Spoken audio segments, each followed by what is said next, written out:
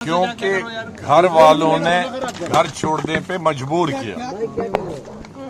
घर वालों ने घर छोड़ने पे मजबूर किया और जहां घर वालों को लगे कि ये आदमी नहीं चाहिए और आदमी को भी लगे कि यहाँ हमको पराया समझते हैं, तो अकल आदमी मंद आदमी का काम है कि वो घर छोड़ के नहीं। शुक्र करिए, मैं मोदी साहब को समझता था बड़ा क्रूड आदमी है, शादी नहीं की है, बच्चे नहीं है, बीवी है, तो इसको कोई परवाह नहीं होगा।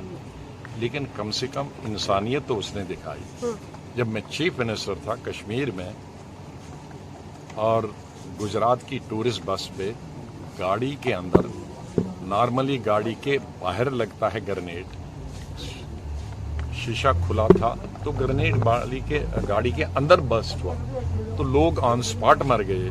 किसी टांग नहीं थी, किसी की यहाँ नहीं थी, जख्मी हो गए। तो जब सीएम का गुजरात का फोन आया तो आई वॉज क्राइंग, रो नहीं रहा था, क्राइंग जोर जोर से, तो मैं रो रहा था। तो मोदी साहब ने फोन मेरे ऑफिस वालों ने कान में दिया तो मैंने कहा भाई मैं बात नहीं कर सकता हूँ। तो उन्होंने आवाज मेरे रोने की सुनी। तो फिर मैंने उनको यही कोई कहा, तुम उनको बताओ मैं अभी बात नहीं कर सकता, मुझे पहले इनकी टांगें बाजू जमा करने दो, अस्पताल में इनकी स्टिचिंग करने हैं, जो बच्चे हैं उनको इलाज करना है, जख्मी हुए हैं। फिर दिन भर वो किया। फिर पीएम दिन भर, सीएम दिन भर फोन करते थे, कितने मरे, कितने जख्मी होंगे, कैसे भेज रहे हो। पीएम से मैंने जब फोन किया कि मुझे 2 जहाज चाहिए, एक में जख्मी भेजने हैं और एक में मुझे जिंदा ये लाशें भेजनी। जब मैं 4 बजे फिर उनको सियाफ करने गया जहाज में, तो लोगों ने फिर रोना, मेरी टांगें, नाराजगी नहीं दिखाई ना। किसी बच्चों ने कहा मेरे बाप दे दो, पिताजी दे दो, किसी ने कहा मेरे पति दे दो या बीवी दे दो। तो मैं फिर फूट फूट के रोया, जो किसी की टेलीविजन ने दिखाया भी है। फिर उस वक्त पीएम ने आया, ये सीएम गुजरात का फोन आया, अरे स्टार्ट हो गया। मैं बोल नहीं सकता, उसी चौक में मैं बोल जब रहा था तब देखा, उसको देखकर उन्होंने किया तो ये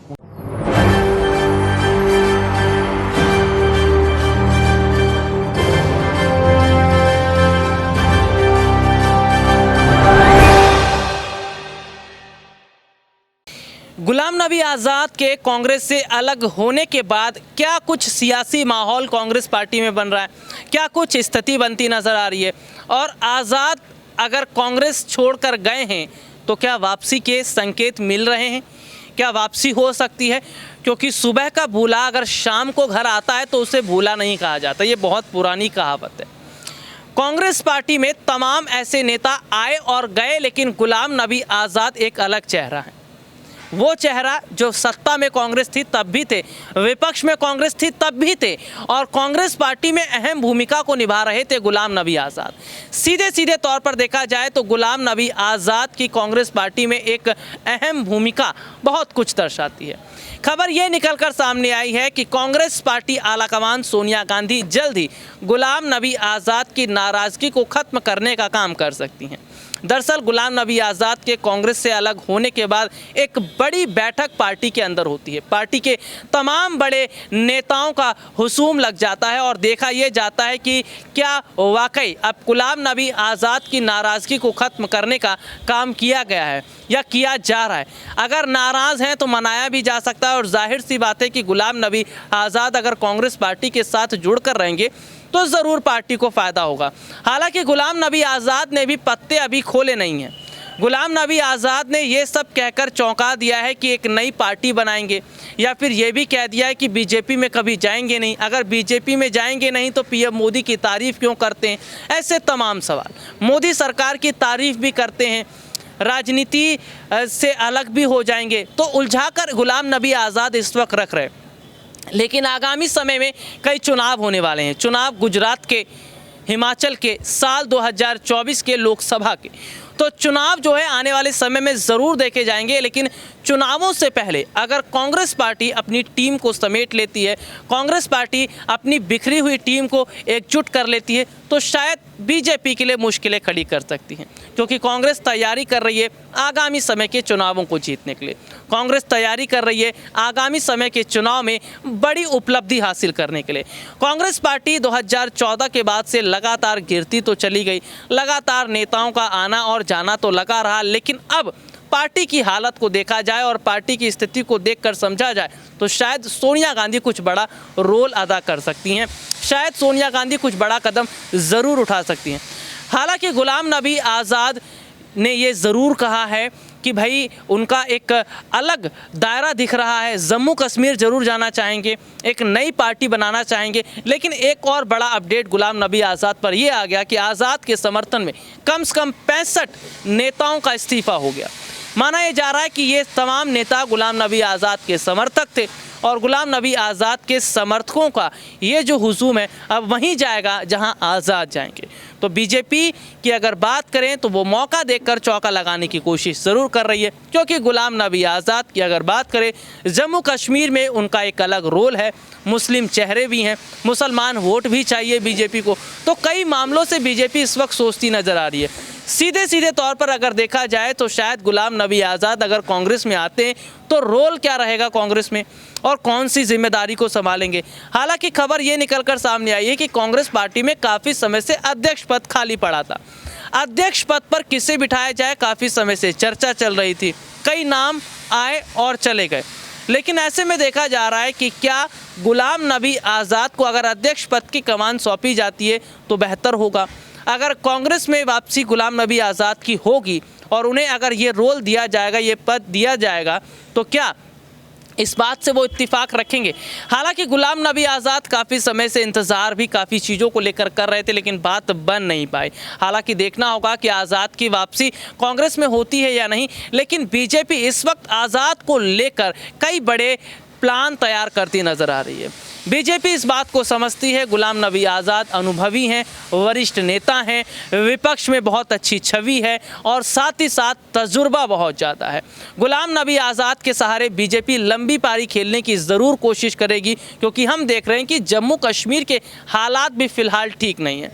अभी हाल ही में महबूबा मुफ्ती को नज़रबंद कर दिया गया था, क्योंकि महबूबा मुफ्ती ने बयान कुछ इस तरह से दिए कि घाटी में तनाव शुरू हो गया था।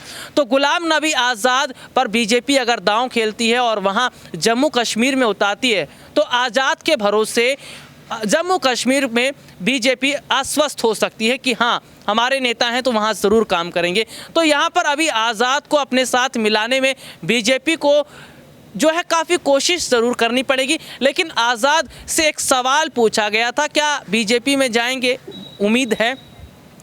उन्होंने कहा था कि उम्र जब उनकी थी केवल 20-21 साल की, तब से वो कांग्रेस पार्टी के साथ जुड़े थे, कॉलेज के वक्त से कांग्रेस पार्टी के साथ जुड़े रहे। उन्होंने कहा कि अगर इतिहास में पढ़ा भी है तो केवल नेहरू को पढ़ा है, इतिहास में अगर पढ़ा है तो गांधी जी को पढ़ा है, इसके अलावा किसी को नहीं पढ़ा। तो सीधे तौर पर वो बता रहे हैं कि वो पक्के कांग्रेसी हैं और कांग्रेस से भले अलग हुए हैं, लेकिन कांग्रेस का सम्मान पहले भी करते थे और आज भी करते हैं। हालांकि गुलाम नबी आज़ाद इस वक्त चालाकी बहुत दिखा रहे हैं। चालाकी इसलिए भी क्योंकि गुलाम नबी आज़ाद चुपके चुपके मोदी सरकार की तारीफ भी कर रहे हैं। उनका ये कहना है कि मोदी जी जैसे अच्छे नेता तो शायद कोई और हो ही नहीं सकते। तो ऐसे में देखा जा रहा है कि गुलाम नबी आज़ाद भी धीरे धीरे अपने कदम बीजेपी की तरफ बढ़ा रहे, लेकिन बीजेपी अभी समझ नहीं पा रही कि क्या रोल गुलाम नबी आज़ाद को दिया जाए। तो इस वक्त गुलाम नबी आज़ाद को लेकर सुर्खियां बहुत ज़्यादा देखी जा रही हैं। हालांकि ये माना जा रहा है कि क्या गुलाम नबी आज़ाद का जाना कांग्रेस पार्टी के लिए सही संकेत नहीं है, क्या कांग्रेस पार्टी के लिए अशुभ की घड़ियां यहां पर दिखती नज़र आ रही हैं, क्योंकि कांग्रेस पार्टी छोड़कर जाने वाले में एक गुलाम नबी आज़ाद नहीं है। इससे पहले अगर बात करें युवाओं में सबसे दमदार चेहरा माने जाने वाले ज्योतिरादित्य सिंधिया, जिनका मध्य प्रदेश की राजनीति में बहुत बड़ा रोल था, मध्य प्रदेश में जो कुछ भी बनाया सिंधिया ने, उनके हाथ नहीं लग पाया, बीजेपी की तरफ चले गए। गुजरात की बात कर लेते हैं। हाल ही में गुजरात के अंदर विधानसभा के चुनाव भी होने वाले हैं।